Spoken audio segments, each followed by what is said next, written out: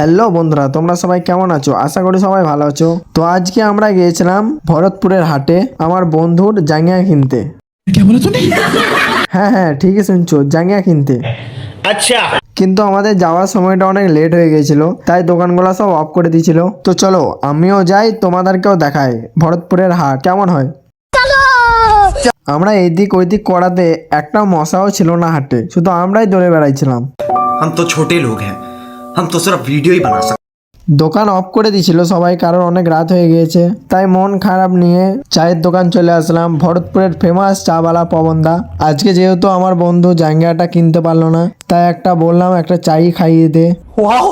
তো এই চাটা আমার বন্ধুর নামে, আমি চাটা খেয়ে নেই। আর ততক্ষণ তোমরা ভিডিওটাতে লাইক করে দাও, আর তোমরা চ্যানেলটা সাবস্ক্রাইব করে নাও। দেখা হচ্ছে পরের ভিডিওতে। Tata, bye bye.